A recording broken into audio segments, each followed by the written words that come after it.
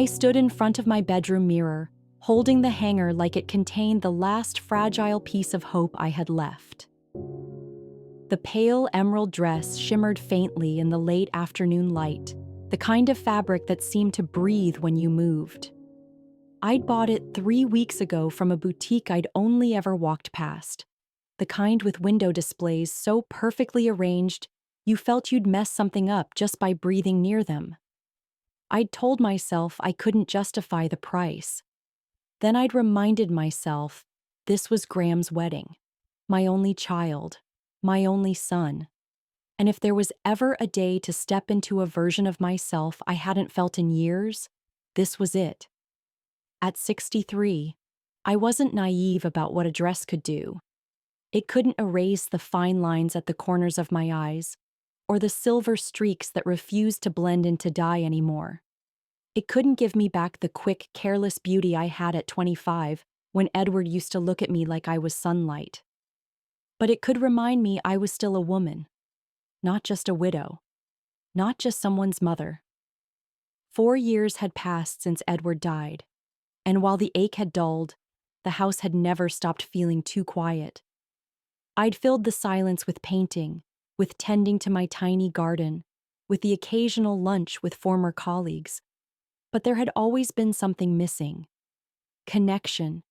Family that felt close in more than name. That was why today mattered. I wanted Graham's marriage to work. I wanted it to be more than pretty pictures and polite smiles. And if I was honest, I wanted Sabrina to like me. More than that, I wanted her to see me as more than Graham's mom, maybe even the daughter I'd never had. Sabrina was everything I'd imagined a daughter might be. Young, elegant, full of life, the kind of woman who filled a room effortlessly. In the months since Graham had introduced her, I'd been careful. Not too much advice, not too much opinion, just enough warmth to show I cared. I didn't want to make the mistakes I'd seen other mothers make, smothering their adult children until resentment bloomed. My fingers traced the hem of the dress, feeling the faint roughness where the seamstress had shortened it. I'd chosen it because the color brought out the green in my eyes, the same green Graham had inherited. I wondered if he'd notice. I hoped he would. Slipping it on, I studied my reflection. The neckline was modest but flattering, the sleeves just enough to cover the soft skin of my arms. I'd paired it with the pearl earrings Edward had given me on our 10th anniversary, the ones I hadn't worn since his funeral. I wanted to carry a piece of him with me today, even if it was just in the small curve of a pearl resting against my neck. On the dresser, my phone buzzed with a notification from the family group chat. Sabrina had sent a picture of the venue decorated in cascading white roses. "Can't wait to see everyone tonight," she'd written, adding a trail of champagne glass emojis. I typed and deleted my reply 3 times before settling on, "Looks beautiful. See you soon." I checked the time. The ceremony was at 4. I had just enough to finish my makeup and drive the 40 minutes to the venue. As I applied my lipstick, a muted rose I'd worn to countless important moments in my life, I felt that familiar tremor in my hands. Not from nerves exactly, but from the weight of wanting things to go right, wanting to be part of something that felt like family again. I thought about Graham as a boy, how his hand used to slip into mine without thinking, how he'd ask me to watch him build Lego castles on the living room floor, his face lighting up when I said they were masterpieces. Somewhere along the way, that closeness had thinned, not vanished. He still called, still visited. But there was a distance now, like he'd stepped into a new orbit and I was watching from far away. I told myself that was normal, that grown children needed their own lives. But a part of me hoped that today, seeing me there, seeing me proud, might bridge that space.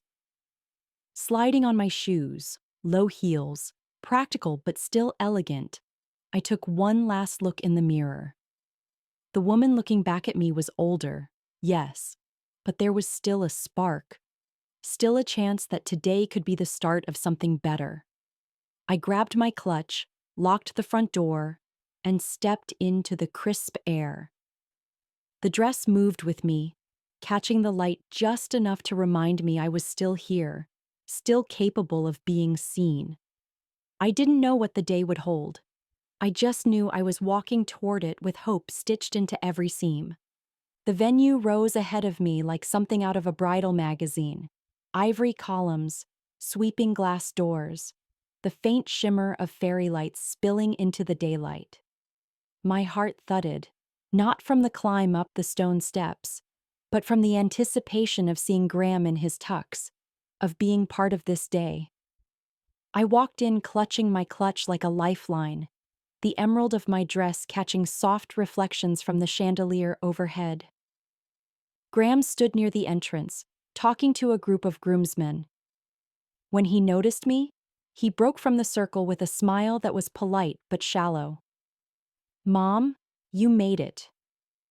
His arms came around me briefly, more like checking a box than an embrace. I held on a second longer than he did. Of course I made it. I wouldn't miss this for the world. But his eyes had already drifted past me toward the lobby, where I saw a flash of white silk and Sabrina's high, ringing laugh. He gave my arm a quick squeeze and said, "I've got to check on something with the photographer. Make yourself comfortable," before vanishing into the swirl of tuxedos and chiffon. I stood there for a moment, feeling the faintest chill despite the hum of warm air from the vents. A smiling young woman with a headset and clipboard appeared. "Seating chart is right this way, Mrs. Carrington." She led me to an ornate easel draped in greenery. My eyes scanned the neatly lettered cards, starting at the head table. Graham Carrington and Sabrina Wolfe. Sabrina's parents, her sister and fiancé. Names I recognized as her cousins. I followed the list downward, row after row of family and close friends clustered near the center. My gaze dropped to the far right column. Table 14, Lydia Carrington, alongside 3 couples I had never heard of. My stomach tightened. "There must be a mistake," I said, my voice steady but cool. "I'm the groom's mother." The planner checked her clipboard. "Table 14 is correct, as requested." Requested by whom? I already knew the answer, but I needed to hear it. "Bride and groom approved all seating," she said with that professionally pleasant tone that meant the conversation was over. I nodded, as if that made perfect sense, even though a small hot ember of humiliation had begun to burn in my chest. Sabrina's doing. The thought settled like a stone in my stomach. This was deliberate. Too deliberate to be an oversight. And Graham, he'd let it stand. I walked toward the reception hall, heels clicking softly against polished marble. The space was breathtaking. High arched ceilings, white roses cascading from crystal vases, candlelight flickering along mirrored table runners. It smelled faintly of jasmine and champagne. I found table 14 tucked near the back corner, beside a service door. The linens were the same, the centerpieces just as lush, but from here the head table was a distant island, framed by guest shoulders and the broad sweep of the dance floor. I pulled out my chair and sat, smoothing the skirt of my dress, willing myself not to look like someone who had just been set aside. Around me, the other guests introduced themselves, friends of Sabrina's parents from their golf club. They were polite enough, but their conversation was about vacations I couldn't relate to and people I'd never met. I smiled where appropriate, nodding as they compared ski resorts. But inside, I felt the sharp edges of what had just happened. It wasn't about distance in feet. It was about message. The mother of the groom belonged here, in the shadows, where she could watch but not touch, hear but not speak. I glanced toward the head table again. Sabrina sat between Graham and her father, leaning in to whisper something that made her father laugh. Graham's profile was unreadable, but he didn't look my way once. The ember in my chest flared. This was my son, my only son, and he had either agreed to this or decided it wasn't worth objecting to. I told myself not to jump to conclusions, not to ruin the day with assumptions, but the truth was bitter on my tongue. Some things didn't happen without permission, and I knew my son well enough to recognize the quiet weight of his compliance. I reached for the water glass in front of me, taking a slow sip to keep my hand steady. The dress felt heavier now, the pearls at my ears less like a tribute, and more like armor I wasn't sure would hold. I'd come here hoping for warmth, for a chance to belong again. Instead, I'd been placed at the farthest edge, as if I were a distant relative to be managed rather than family to be celebrated. I folded my napkin neatly in my lap and fixed my face into a smile. If this was the first cut of the day, I had a sinking feeling it wouldn't be the last. The ceremony began like something pulled from the pages of a bridal magazine. Peonies spilled from tall glass vases at the end of each aisle, their soft blush petals catching the candlelight that lined the runner. The air carried a faint sweetness, mingling with the low, lilting notes of a string quartet tucked into the corner. I sat in my seat at table 14 during the prelude, then moved forward for the ceremony, weaving past strangers who greeted me politely without knowing who I was. The room hushed as Graham appeared at the front in a perfectly tailored black tuxedo.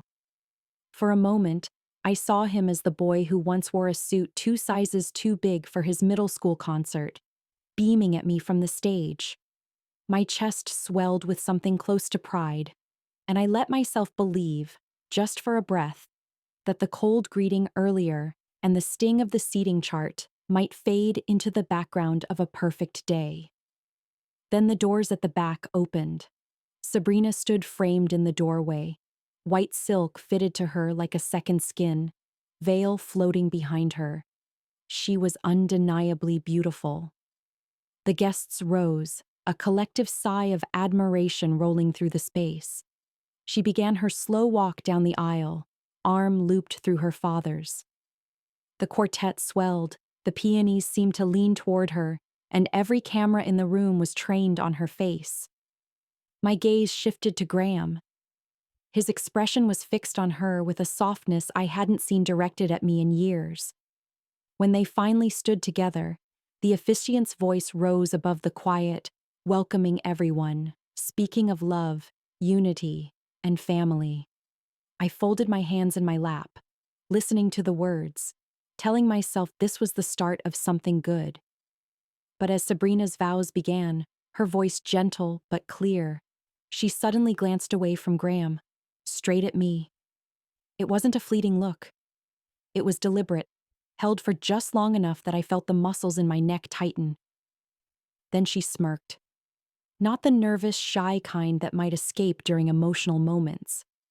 This was small, sharp, knowing. A private signal, though no one else would recognize it as such. My stomach nodded. It was the kind of smirk a person gave when they'd already decided the outcome of a game you didn't even know you were playing. I forced my gaze back to Graham, but my pulse had changed. The warmth I'd been building in my chest turned cold. She returned her attention to him, delivering the rest of her vows with perfect poise. The guests sighed at her promises, the photographer's flash catching her every angle. When it was Graham's turn, his voice was steady, filled with words about how she'd changed his life, how lucky he felt. I waited for some mention of where he came from, of the mother who'd stood by him through years of scraped knees and harder nights. Nothing. My name wasn't spoken once. The quartet played softly as they exchanged rings, the sparkle of diamonds under the chandeliers. I looked around at the faces of Sabrina's family, glowing with pride, leaning toward one another with warmth and familiarity. Then I glanced down the aisle toward my place at the back, already distant from all of this. The officiant pronounced them husband and wife. Applause and cheers filled the room as they kissed, framed by candlelight and flowers. The guests rose to their feet, clapping, some even dabbing their eyes. I clapped too, but the sound felt hollow in my own ears. When Graham and Sabrina turned to walk back down the aisle, her eyes found mine again, just for a split second, the corners of her mouth curving upward, not in joy, but in quiet triumph. A chill slid down my spine. I told myself I was imagining it, that I was reading too much into a look. But deep down, I knew better. I had seen that kind of smile before, the kind that says, "I've already won." I stayed seated until the rows ahead of me cleared, then rose, smoothing my dress and adjusting the pearl earring that suddenly felt heavier. Around me, people were buzzing about how perfect the ceremony was, how radiant the bride looked. I murmured agreement, keeping my voice even, but in my mind the picture had already shifted. The flowers, the candlelight, the music, it was all surface. Beneath it, something colder was running through the day, and it had just looked me straight in the eye. I walked toward the reception hall slowly, telling myself to breathe, to stay composed. But with every step, I could feel it building, the sense that the worst part of this day hadn't even begun. The reception hall glowed in warm light, the chandeliers casting golden halos over the tables. Candlelight flickered in tall crystal holders, catching on the glassware, making everything look more expensive, more perfect.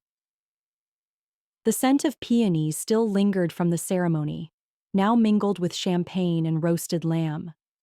The head table was a stage, Graham and Sabrina in the center, her family flanking them, laughter spilling out in polished bursts. From table 14, I could see them clearly, but it felt like watching a play from the cheap seats, too far away to be part of the scene. Plates had been cleared, dessert served. The air was full of clinking forks and cheerful conversation when the MC tapped the microphone, announcing it was time for toasts. Sabrina's father spoke first. Warm, easy, the kind of man who could make an entire room feel like old friends. He welcomed Graham into their family, his voice rich with sincerity. There was applause, a few good-natured laughs. Then Graham stood. My heart caught. Maybe now he'd bridge the gap, acknowledge me, say something that made me feel like I belonged in his day. He smiled at Sabrina, spoke about her beauty, her intelligence, the way she'd made him better. Guests sighed at the sweetness, some raising their glasses. Not a word about me. Not one. The MC started to move on, but Sabrina was already reaching for the microphone, her champagne flute in the other hand. "I have a special toast," she said, voice bright, carrying easily over the hum of conversation.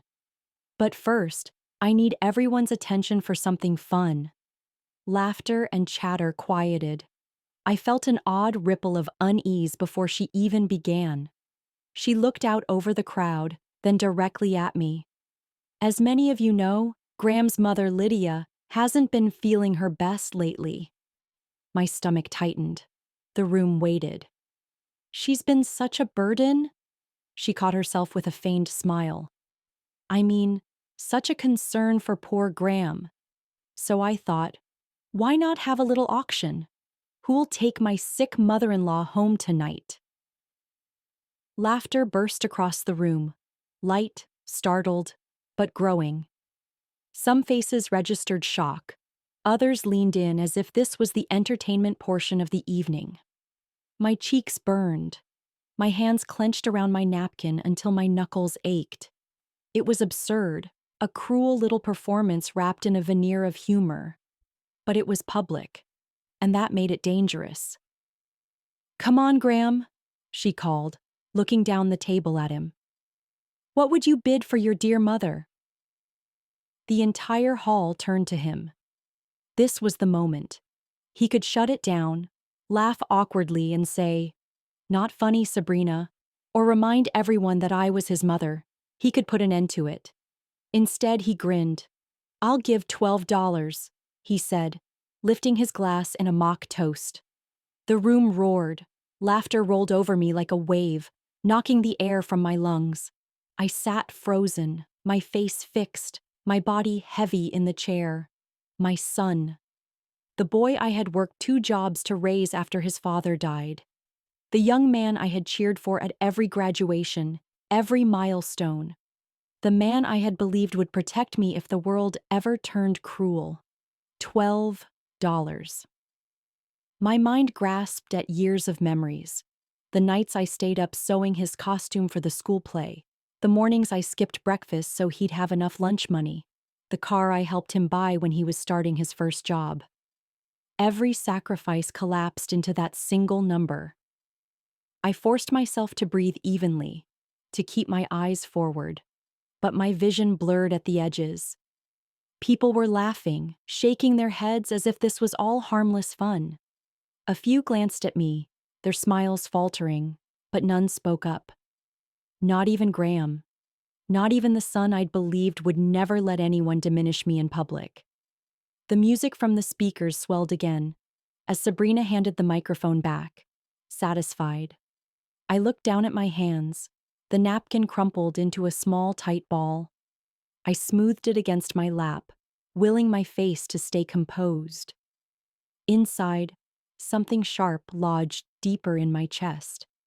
I knew then that this wasn't just a bad joke. This was a message, and it had been delivered, clearly and deliberately in front of everyone who mattered to them. The laughter was still echoing around the hall, a ripple of amusement that felt like it had teeth. I stared at my plate, trying to hold my expression steady while the heat in my face spread down my neck. Then, from just to my left, a man's voice cut through the noise, deep, calm, and carrying without effort. $3 million. The words hung in the air like a struck bell. Conversation stopped mid-sentence. Forks froze halfway to mouths. Somewhere across the room, a chair scraped against the floor. Sabrina's champagne glass slipped from her hand, hitting the edge of the table before shattering on the polished wood floor, the fizz spilling across white linen. The hall went dead silent. I turned to my left. The man who had spoken rose slowly from his chair. He wore a charcoal suit cut so precisely, it looked like it belonged only to him. His posture was straight, his presence so self-assured it seemed to draw the light toward him. He wasn't smiling. His gaze was locked on the head table, and the weight of it made even the chatterboxes in the room shrink into quiet. $3 million, he repeated, voice steady, every syllable deliberate. For the privilege of caring for this remarkable woman. I blinked at him, my mind struggling to make sense of the words, of him. I'd noticed him earlier, seated beside me at table 14, polite but quiet during dinner. His conversation limited to a few courteous remarks about the music and the flowers. I hadn't known his name. Now, standing beside me, he seemed suddenly larger, as if the space itself adjusted around him. Sabrina stared, eyes wide, lips parted. Graham's expression flickered between confusion and something closer to alarm. "I'm sorry," Graham said finally, half rising from his chair. "Who exactly are you?" The man's dark eyes didn't leave Sabrina's face. Dr. Omar Darwish. The name struck something deep in me, like opening a door I'd shut decades ago. My breath caught, my pulse stumbling into a faster rhythm. My voice came without my permission, a whisper. "Omar?" He turned then, and for a moment, the years fell away.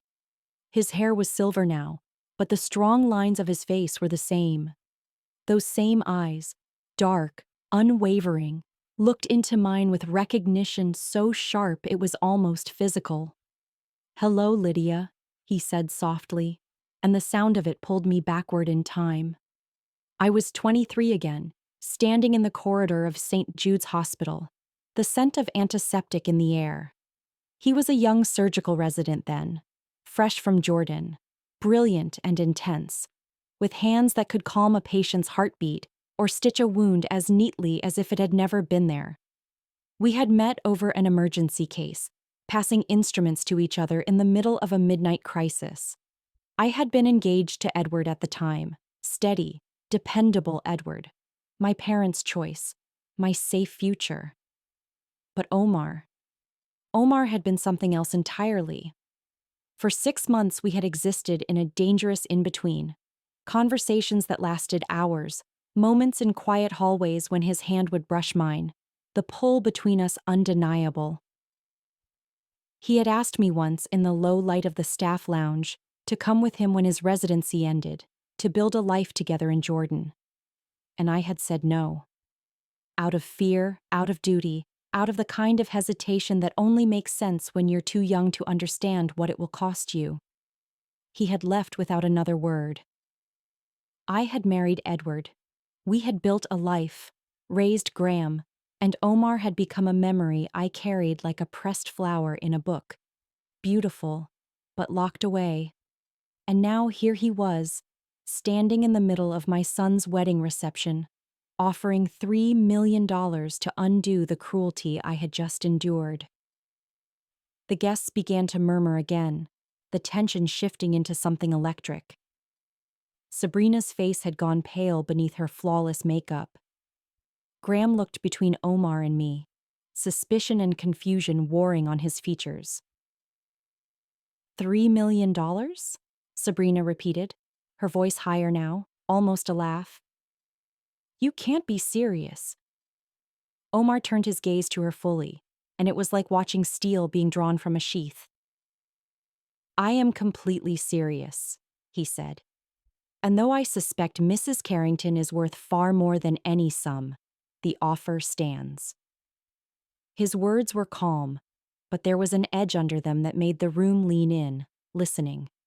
My own breath felt caught somewhere in my ribs. I wanted to speak, to ask 100 questions, to close the gap between us, but I couldn't seem to move. The man I had loved and lost was here, and he had chosen this moment to step back into my life. Not quietly, but in a way no one could ignore. The hall was still frozen, all eyes on him, on us. And in that stillness, I understood one thing with piercing clarity. Nothing about this day would ever be the same again. The sound of his name on my lips felt strange, like speaking a word I'd hidden away for decades. Omar. It had been 40 years since I'd last seen him, yet in that instant, the hall, the wedding, the eyes of 300 guests all faded.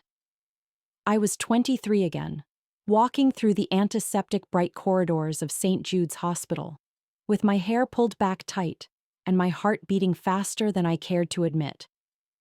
Back then, I was Lydia Mercer, newly engaged to Edward Carrington, a man who was steady, kind, and safe. My parents adored him. He worked at the bank, came from a good family, and had a future mapped out in neat, predictable lines. That was supposed to be enough for me. Then Omar Darwish arrived. He was the new surgical resident from Amman, Jordan, sharp-minded and sharper-eyed, with a focus that made everyone around him straighten their posture. The first time we worked together was during a midnight emergency. A cardiac patient had been rushed in, and we were short-staffed. He appeared at my station with calm urgency, requesting instruments I handed over almost before he asked. His hands moved with confidence, the kind that came from both skill and an unshakable sense of purpose. "You're quick," he said, once the patient was stable, his accent soft but precise.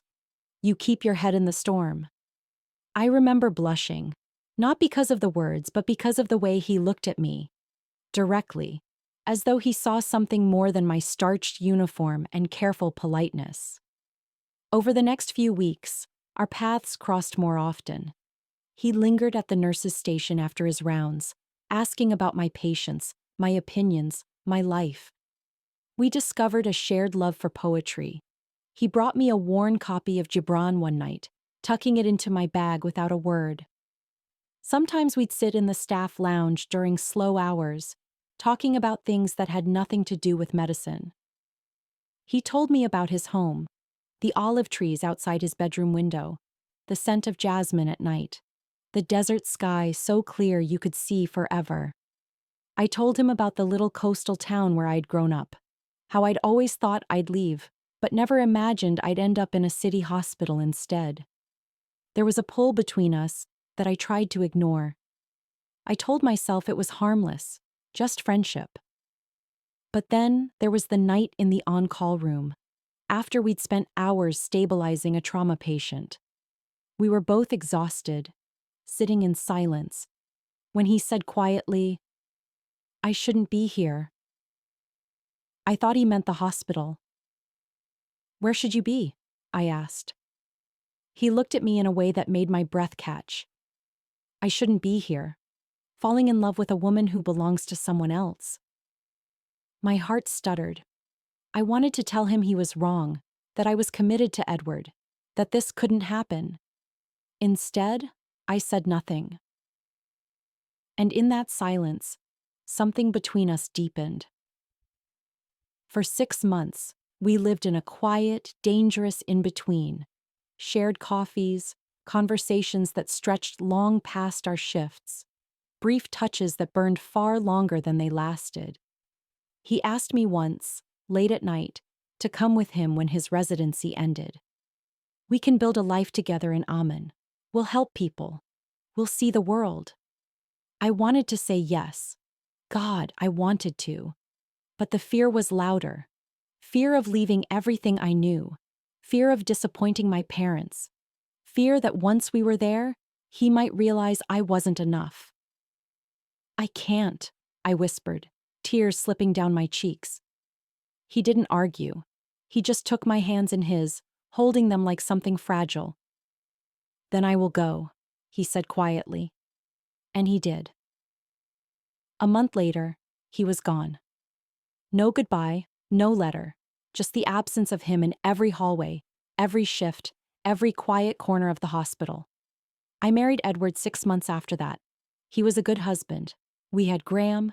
We built a home. We had a life.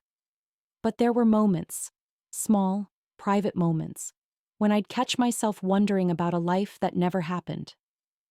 Wondering what it would have been like to wake up under the desert sky he'd described, to walk among those olive trees. I buried those thoughts. You can't live your life staring at a road you didn't take. And yet, seeing him now, standing in this ballroom in a charcoal suit, silver at his temples, the same steady fire in his eyes, it was as if no time had passed. The years between us collapsed, and I could feel every moment we'd lost pressing down on me. He had left heartbroken. I had stayed safe. And now somehow he was here, offering to stand between me and the cruelty of this day without hesitation. I didn't know why. I didn't know what it meant. But I knew one thing with absolute certainty. The past I had tried to bury had never really died. It had been waiting. Omar's gaze swept the hall like a blade, calm but cutting. "What I just witnessed," he said, his voice carrying easily without a microphone, "wasn't humor. It was abuse. A son allowing his mother to be humiliated for entertainment. A wife orchestrating cruelty under the guise of a joke." The silence was absolute. Even the servers froze mid-step, trays balanced in their hands. Sabrina's lips parted, her eyes darting toward Graham as if to cue him to speak, to smooth things over. Graham cleared his throat. "Dr. Darwish, I think you're misunderstanding." Omar turned to him with a level stare. "Number, I understand perfectly. You sat there while your wife auctioned off your mother like she was unwanted furniture, and you laughed. That's not misunderstanding, Graham. That's neglect. That's cowardice." A ripple of murmurs rolled through the room. I felt every pair of eyes flick between us, waiting to see if I'd shrink further into my chair or finally stand.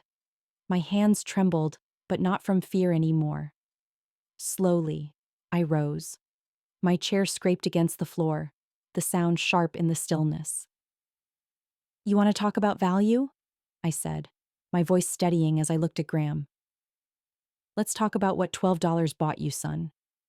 His jaw tightened. "Mom?" "No." I cut in. You don't get to stop me. Not after that. I turned so my voice carried, not just to him, but to every guest in the hall.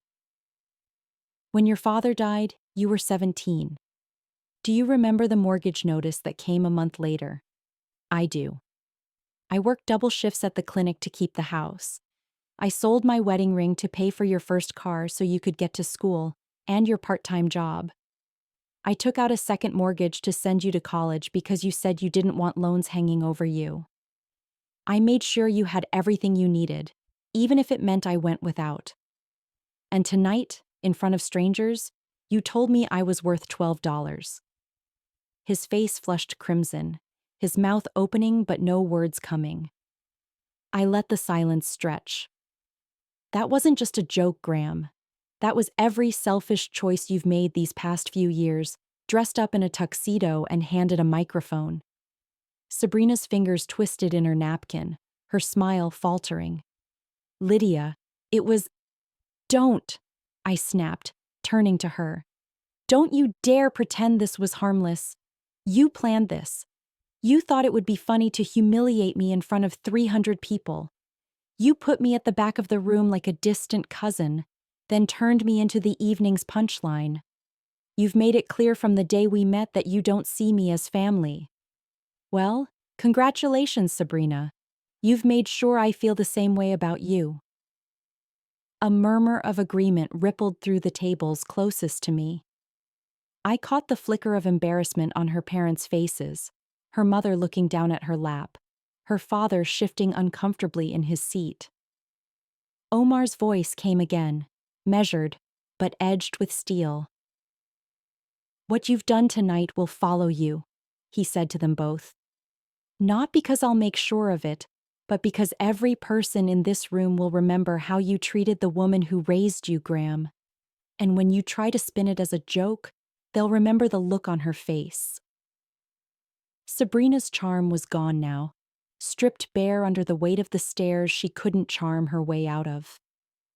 Her mouth opened, but whatever defense she'd been reaching for died in her throat.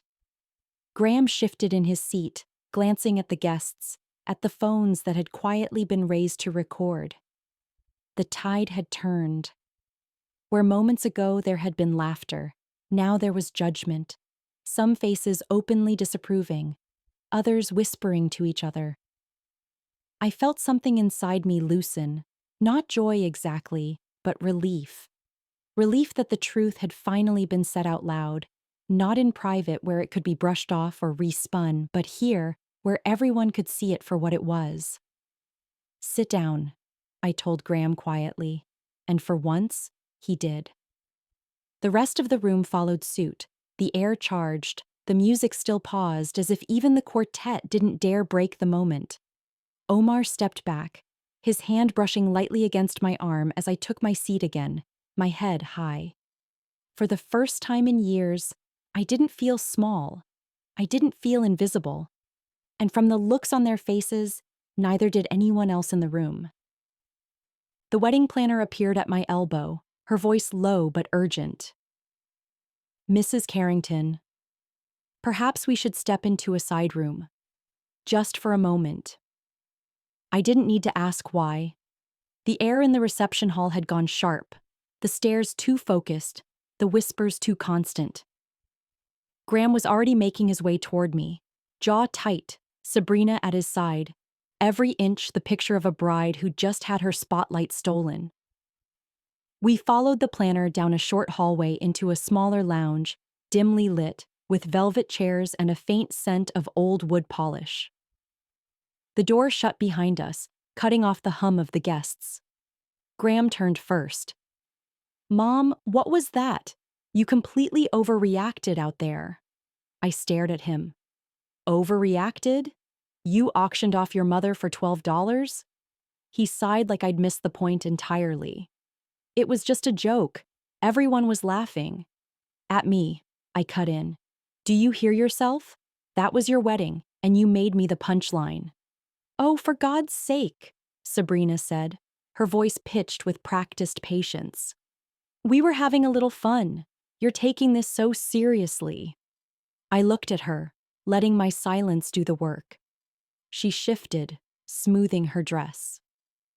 Look, Graham said. I'm sorry if it came across wrong, but it wasn't meant to hurt you. But it did, I said simply. And you let it. Before he could answer, Omar spoke from where he'd been leaning against the wall, watching. Interesting, he said, his tone mild, but not kind. You're this quick to defend your wife's cruelty, Graham. Tell me, are you this quick to defend your colleagues? Graham blinked. What are you talking about? Omar stepped forward, and the room seemed to shrink around his presence. Med Supply North America, he said. That's where you work, correct? Graham frowned. Yes. Why? Because Al Darwish Global, Omar said evenly, owns a controlling interest in Med Supply North America. Acquired it last year, which means indirectly, I sign your checks. The words landed like stones. Graham's mouth opened, then closed. Sabrina's head snapped toward him, then back to Omar, her eyes suddenly bright with a different kind of calculation. I didn't know, Graham said. No, Omar replied. You didn't. But now you do. And now you also know that when I receive quarterly culture reports on that company, I'll remember tonight. The way you allowed public cruelty towards someone who raised you. The way you laughed. Sabrina's voice slid in, warm with sudden charm. Dr. Darwish, she began, stepping toward him. I think we've gotten off on the wrong foot. If we'd known you were connected to the family, we would have treated Lydia with the respect she deserves. She smiled, a careful tilt of the head. Perhaps we could start over. Have dinner sometime. I'd love to hear more about your work. Omar didn't move. If you need a reason to treat someone with respect, he said slowly, you've already failed. And I have no interest in dinners with people who use cruelty as entertainment. Her smile wavered, the polish cracking for just a heartbeat. Graham stepped in again, his voice strained. This doesn't have to get complicated. We can move past it. I looked at him. Past it? You think this is a blip in the evening, Graham? This is the clearest picture I've had of you in years. He flinched but said nothing. Omar's voice was quieter now, but still carried weight. I didn't come here to interfere. I came to see Lydia again. But when I saw what you were willing to do, or to let be done, I couldn't stay silent. You don't value her. That much is obvious. But I do. The room was still. Sabrina's eyes flicked between us, the quick mental math of a woman realizing her leverage had just evaporated. Graham shifted his weight, his confidence gone, and for the first time all night, he looked unsure of himself. The power had moved. It was no longer theirs. And they knew it. The lounge had gone quiet after Omar's last words, the kind of quiet that hummed with things unsaid. Graham stared at the carpet like he could will it to open up and swallow him. Sabrina was the first to recover, straightening her posture and forcing a tight smile, as if she could press the evening back into shape by sheer will. Lydia, she said, her tone coated in honey. I think we all need to take a breath. You're clearly upset. But let's be reasonable. This is Graham's wedding day. No one wants to dwell on a little misunderstanding. The way she said little made my jaw tighten. That little misunderstanding was deliberate, I replied. You knew exactly what you were doing. She gave a small shrug, like I'd just confirmed what she already knew. I think you're reading too much into it. I didn't bother answering. Omar stepped forward then, his presence somehow pulling the air toward him. Lydia, he said, his voice softer now. I want to ask you something. I turned to him. The directness in his eyes left no space for doubt or deflection. Come with me, he said simply. To Amman, to my home. Let me show you the life we could have had. The life we could still have. For a moment, all I could do was stare at him. The words hit a part of me I'd long since locked away, a part that had never stopped wondering what if. Omar, I started, but he lifted a hand, not to silence me, but to steady the moment. I'm not asking for an answer right now. I know it's a lot, but I've lived a long time without you. I don't want to waste what time we might still have. I glanced at Graham. He looked up then, and for a second I thought I saw something. Remorse, maybe. But it vanished as quickly as it came, replaced by a furrowed brow. Mom, you can't just run off with him. You barely know each other anymore. I know her, Omar said, his gaze still fixed on me. Better than you think. This is ridiculous, Sabrina cut in, her voice carrying that clipped edge she used when she was done pretending. She's upset, and you're trying to take advantage of it. Omar didn't even look at her. The only advantage I'm taking, he said evenly, is the chance to offer her respect, something she clearly doesn't get here. Graham's jaw tightened. Mom, you're overreacting. We made a joke, it landed wrong. Can we not blow this up into something bigger than it is? I took a breath, feeling the truth crystallize in my chest. That's the difference between you and me, Graham. To you, this was a joke. To me, it was the moment I realized you stopped seeing me as a person. His face twitched, like he wanted to argue, but the words never came. I looked back at Omar. In the space between us, I could feel the pull of history and possibility both at once. Part of me still hesitated. The years of habit, of putting Graham first, of thinking my place was wherever my family needed me. But then Sabrina laughed, a short, dismissive sound. Honestly, Lydia, you're making this into some grand tragedy. You're lucky anyone still wants to deal with you after that scene out there. The decision settled in me like a stone dropping into still water. You know what, Sabrina? I said quietly. You've just made this very easy. I turned to Omar. When do we leave? His eyes softened, and for a moment I saw the young man who had once asked me the same question under the hum of hospital fluorescents. Whenever you're ready, he said. Graham shifted in his seat, looking between us like he couldn't quite believe I meant it. Mom! You had your chance, Graham, I said, not unkindly. For years, I've made excuses for your distance, for your indifference. But tonight? Tonight, you showed me exactly where I stand, and I'm done standing there. He didn't respond. Maybe he couldn't. Omar extended his hand, and I took it, not just as a gesture of agreement, but as a quiet promise to myself. This time, I wouldn't choose the safe path. This time, I'd choose the one that saw me. The calls started before I even got home. Graham first, then Sabrina. I let them go to voicemail. By the time I'd kicked off my shoes, the texts began, short at first, then longer, each one dressed up as concern, but laced with guilt. We need to talk. You're overreacting.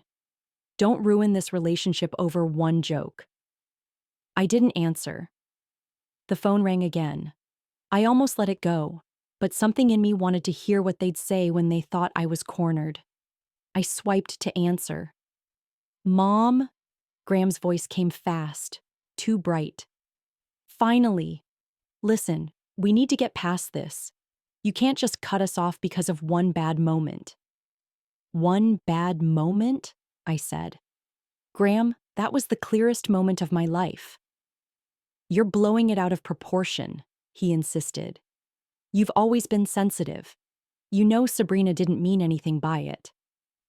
She meant exactly what she said, I replied. There was a pause. Then Sabrina's voice slid in, smooth and falsely sweet. Lydia, it's Sabrina. We should meet for lunch this week. Clear the air. I'm sure we can put this behind us. Put it behind us? I repeated. You humiliated me on purpose. Why would I want to put that behind us? Because, she said, the sweetness thinning, family sticks together. And it would be a shame if people thought you were turning your back on your son over something so silly. There it was, the shift from charm to control. I felt my grip tighten on the phone. Sabrina, I've been his mother for 37 years. You've been his wife for 5 minutes. Don't lecture me on family. She laughed, a brittle sound. Well, if you're going to be stubborn, I guess there's nothing I can do. But don't expect us to keep reaching out if you're going to freeze us out. Good, I said, and hung up. I stared at the phone for a moment. Then, without another thought, I opened my contacts and blocked both their numbers. The quiet that followed felt clean. No buzzing, no interruptions, no manipulative little hooks trying to pull me back into their orbit. I set the phone down and stood in the middle of my living room, looking at the space I'd filled with 30 years of life. It didn't feel like home anymore. Not since the laughter in that hall. Not since I realized that all the sacrifices I'd made for Graham were invisible to him. That was when I knew, really knew, that I was leaving. I found a stack of flattened moving boxes in the garage, left over from when I'd helped a neighbor relocate. One by one, I opened them, the cardboard crackling as it took shape. I started in the kitchen, plates we'd eaten hundreds of family dinners on. Mugs Graham had given me for Mother's Day back in high school. His handwriting on the gift tag still burned into my memory. I wrapped them in paper and packed them carefully, but each one felt lighter going into the box, like I was packing away a chapter I didn't need to reread. The living room came next. Framed photos from trips we'd taken when Edward was alive. A knitted throw my mother had made. The space under the coffee table where Graham used to sit and do his homework. With every item I wrapped and placed in a box, I felt something shift inside me, like I was reclaiming square inches of my own life. Upstairs, I opened the closet and pulled out dresses I hadn't worn in years, shoes I'd saved for the right occasion that never came. They went into boxes, too. By the time I reached my bedroom, the sun had gone down. The house was dim and quiet, but not in the hollow, lonely way it had been since Edward died. This was different. This was the quiet of choice. I stopped in front of the dresser, my hand on the drawer where I kept the last few pieces of jewelry Edward had given me. I opened it slowly. The pearls from the wedding. The gold bracelet from our 20th anniversary. I held them for a moment before setting them carefully into a small velvet pouch. They were part of my past, and they would come with me, not as anchors, but as reminders. When the last box of the night was taped shut, I stood in the center of the room and looked around. Bare walls, empty shelves. It no longer felt like my house. And that was fine. This wasn't about losing a home. This was about building a life that finally belonged to me. The knock came just after 9 in the morning, sharp and insistent. I was in the kitchen, sealing another box, when it sounded again. 3 quick raps, a pause, then 2 more. I didn't need to check the window to know who it was. Still, I wiped my hands on a dish towel and walked to the front door. When I opened it, Graham was standing there, hair slightly mussed, wearing the same jacket from the wedding. His eyes flicked over my shoulder at the half-packed living room. "So it's true," he said quietly. "You're really leaving." "I am," I replied. He shifted, glancing back toward the driveway where his car idled. I caught a glimpse of Sabrina in the passenger seat, arms crossed, face turned deliberately away from the house. "Can we talk?" he asked. "We are talking," I said, stepping onto the porch so he wouldn't come inside and muddy the resolve I'd built over the last 48 hours. He ran a hand through his hair, a gesture that used to make me want to smooth it for him when he was a boy. "Look, Mom, I know things got out of hand at the wedding. It was supposed to be lighthearted. I get now it came across wrong." "Came across wrong?" I repeated. "Graham, it didn't come across anything. It was exactly what it looked like. Public humiliation. And you didn't just allow it, you joined in." He flinched, but pressed on. Okay, but I'm here now. We can fix this. How about... He hesitated, like he was working out the right offering. How about we start having dinner once a month? Just the three of us. Make it a thing. I stared at him, almost stunned at how little he understood. Once a month, I said slowly. That's your idea of repairing this? It's a start, he said, defensive now. We're busy people, Mom. But we can make time for you regularly. I'm trying here. I took a breath, the cool morning air steadier than my pulse. No, Graham. You're negotiating terms for tolerating me. That's not love. That's scheduling convenience. His mouth tightened. You're making this harder than it needs to be. I almost laughed, but there was nothing funny in the weight of it. Harder? You think this is about difficulty? It's about value. You want me to be available when it suits you, silent when it doesn't, and grateful for whatever crumbs of attention you drop my way. That's not a relationship. That's a service arrangement. He looked down, jaw working, hands in his pockets. For a moment, I thought he might actually hear me, really hear me. But when he looked up, his expression had shifted back to that guarded neutrality. So that's it? You're just walking away? I met his gaze. I'm finally walking toward something. There's a difference. He stepped closer, lowering his voice. And what about him? Omar. Yeah. You're just going to take off with a man you haven't seen in 40 years? I'm going to take off with a man who has shown me more respect in 2 days than you have in the last 5 years, I said, my tone even. And I'm going to do it because he sees me, Graham. Not as a burden, not as a punchline, just as a person worth loving. He shook his head. He's using you.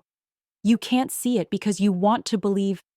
Stop, I said sharply. The only person who's been using me is standing right here, and I've let it happen. That ends today.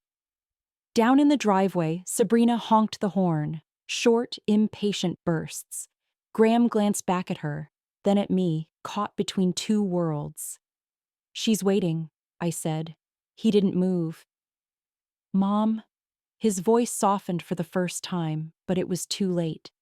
Go, Graham. He searched my face for some crack in the resolve, some opening where he could wedge himself back into the version of me who would forgive without change. But there wasn't one. Not anymore. Finally, he stepped back. Take care of yourself, he muttered. I am, I said. I watched him walk down the steps, watched him slide into the driver's seat without looking back. Sabrina leaned toward him, speaking quickly, her hands animated. The car pulled away, the sound of the engine fading until it was swallowed by the quiet. I stood there for a long moment, the morning sun warm on my face, the air still. Then I turned, went back inside, and closed the door. The boxes waited, and so did my future. The house was nearly empty when the knock came. I was in the living room, taping the last box shut, when the sound echoed through the bare walls. It was softer than Graham's knock had been, but certain, unhurried. I opened the door to find Omar standing there, crisp white shirt, charcoal jacket, and that same steady gaze that had cut through the noise at the wedding. Behind him, his car waited in the driveway, trunk already open. Ready? He asked. I glanced back into the house. The rooms looked larger now, stripped of the furniture and clutter that had once filled them. The walls were pale, marked in places where pictures had hung for decades. My eyes landed on the mantel, empty except for a single framed photo. Graham's college graduation. He had his arm around me in that picture, both of us smiling at the camera. I walked over and picked it up. The glass was cool under my fingers. We looked so close in that photo, so certain of each other. I traced the curve of his young face, the slope of his smile. Goodbye, kid. I murmured. Not bitter, not angry, just quiet. I set the frame back on the mantel. It didn't belong in my new life, but I couldn't throw it away either. Some things you leave not because they matter less, but because they matter differently. Omar didn't rush me. He waited at the door, his presence calm, patient. When I turned, he stepped aside to let me pass, then followed me out. The morning air was cool, the kind of crisp that makes you breathe deeper. He opened the passenger door, and I slid in, the scent of leather and faint cologne wrapping around me. The trunk shut with a solid click, and moments later we were pulling away from the curb. I didn't look back until we reached the end of the street. The house sat still, the curtains drawn, the lawn trimmed the way I'd kept it for years. It looked the same, but I knew it wasn't mine anymore. Not really. You're quiet, Omar said as we merged onto the main road. Just closing the door on things. He nodded, keeping his eyes on the road. It's not always easy to leave a place behind even when it's time. I thought about all the mornings I'd made coffee in that kitchen, the holidays where I'd filled the dining table with food, the years of waiting for Graham to walk through the door with something more than a quick hello. I thought about Edward, about the life we'd built, and the life I'd kept breathing into even after he was gone. And then I thought about the wedding, about standing at table 14 and realizing that I'd been moved to the far corner of my own son's life. The airport signs appeared ahead, bright against the sky. I exhaled, long and slow, letting some of the weight slide off my shoulders. Do you ever regret it? I asked. Leaving things behind? Only when I stayed too long before doing it, Omar said. His voice was even, but there was truth in it. I understood. We pulled into the departures lane. Omar parked and came around to open my door, taking my carry-on from me without a word. Inside, the terminal was buzzing, rolling suitcases, announcements over the speakers, the smell of coffee and jet fuel mingling in the air. It felt alive, moving forward. At the security line, we stopped. He handed me my passport and boarding pass. His fingers brushed mine, warm and certain. You're sure? He asked.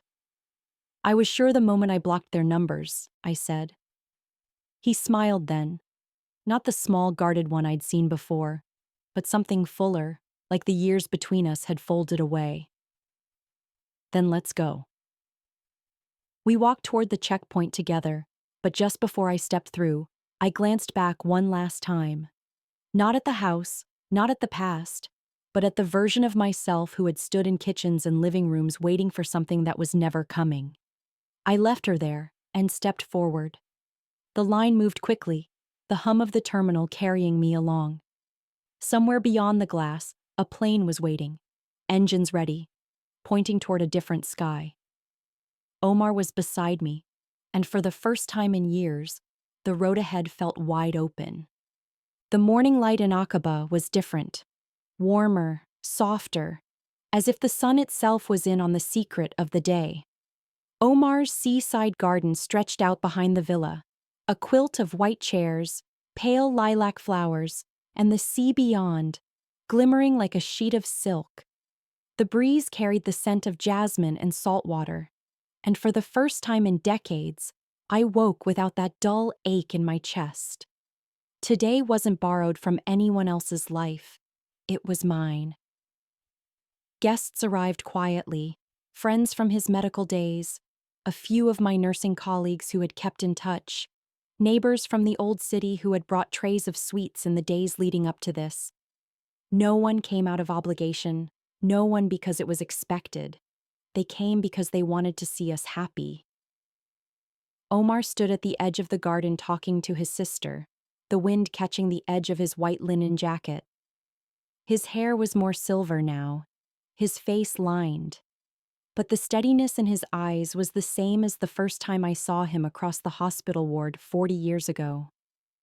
I was 24, my hands trembling over a chart. He had asked if I needed help. Today, there was no trembling. I wore a simple dress, ivory silk, long sleeves, no frills. My bouquet was small, just lilac and white roses, bound with a ribbon that had once tied my nursing cap. As I walked down the short aisle, the murmur of the sea mingled with soft oud music. Omar turned, and everything else dissolved. The chairs, the guests, even the years between who we were then and who we had become. His eyes told me this was not a rescue, not a pity, not a second choice.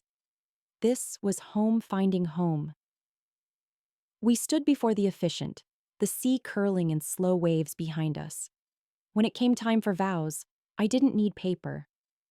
I once chose safety over love, I said, my voice steady.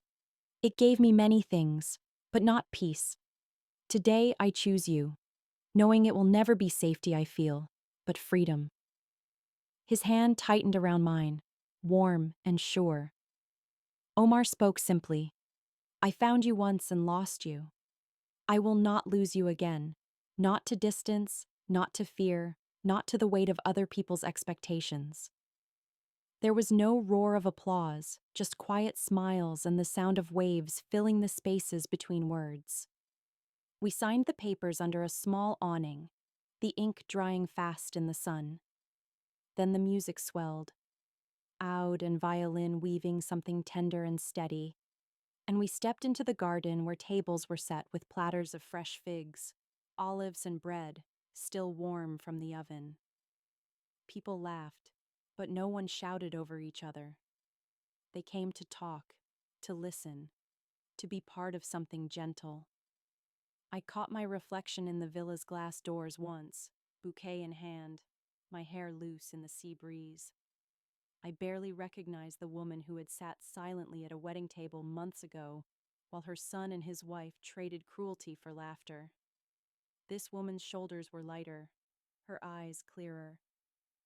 As the afternoon slid toward gold, Omar and I walked to the edge of the garden where the stone path met the beach. My shoes sank slightly into the sand, but I didn't mind. The tide was low, leaving ribbons of wet earth glistening in the sun. He slipped his arm around my waist. Happy? He asked. Not happy, I said. Peaceful. Finally. A gull cried overhead. The air smelled of salt and possibility. Behind us, guests lingered over coffee, their voices soft and easy. Ahead of us, the horizon stretched, endless and bright. I thought of all the years I had measured my worth by someone else's approval, the decades of swallowing words, of making myself small in rooms where I had once filled every corner. Today, I was not small. Today, the life I had was one I had chosen without compromise. Omar brushed a strand of hair from my cheek. This is only the beginning, he said. And for the first time in so long, I believed it. 6 months can feel like a lifetime when you finally step into your own. By the time the news reached me, the jasmine outside our bedroom window was in full bloom, its scent drifting through the open shutters of our villa in Aqaba. I was drinking coffee on the terrace, the Red Sea shifting in shades of blue and silver, when an email popped up from an old neighbor. The subject line was simple. They've split. I didn't have to ask who. Graham and Sabrina's marriage had collapsed, publicly, messily, with all the drama Sabrina had once reserved for me. There were whispers about financial strain, about her charm running thin when the money wasn't flowing the way she'd expected. Graham, apparently, had been left holding debts and excuses. The old me would have felt a tug, guilt, maybe even a need to fix things. But the woman I am now? I closed the email and set my phone face down on the table. Omar was inside talking with his sister, the smell of fresh bread baking in the kitchen. The world around me was warm and alive, and none of it depended on the approval of people who had once made me feel small. I didn't reach out, not to comfort Graham, not to gloat, not even to say I told you so. I had learned that some doors, once closed, should stay that way, not slammed in anger, but sealed in peace. My days here were too full to spend looking back. Mornings started with walks along the shore, the water cool against my feet. Afternoons were for tending the garden, for teaching local nursing students in the small clinic Omar helped fund. Evenings were for watching the sun melt into the horizon from our balcony, my hand in his, no words needed. Freedom, I found, isn't loud. It doesn't announce itself with grand gestures or dramatic finales. It settles in quietly, like sunlight through a window you forgot you opened. And it changes everything. I still keep one framed photograph of Graham. He's about 8 years old in it, grinning wide, front teeth missing. That's the boy I raised. That's the love I'll always have for him. But the man he became under Sabrina's influence? That's a stranger I've chosen not to invite back into my life. Choosing myself didn't mean erasing my past. It meant refusing to let it own me. Some might call that revenge, but I've come to see it differently. Revenge requires you to stay tied to the people who hurt you, to keep them close enough that their downfall matters. I let go of that need. And in letting go, I found something far more valuable than the satisfaction of seeing them fall. I found myself. If you've ever been betrayed, humiliated, or made to feel less than in a room where you deserve to stand tall, here's what I'll tell you. You do not owe anyone your silence, your patience, or your proximity. You do not need to wait for their apology to reclaim your peace. And you certainly don't need to linger in their shadow, just to prove you can outshine them. The truth is, the people who try to diminish you will eventually collapse under the weight of their own choices. It's not your job to push them. It's your job to walk away and keep walking until the air feels light again. I've been asked more than once if I'd ever consider reconciling with Graham now that Sabrina is gone. My answer is simple.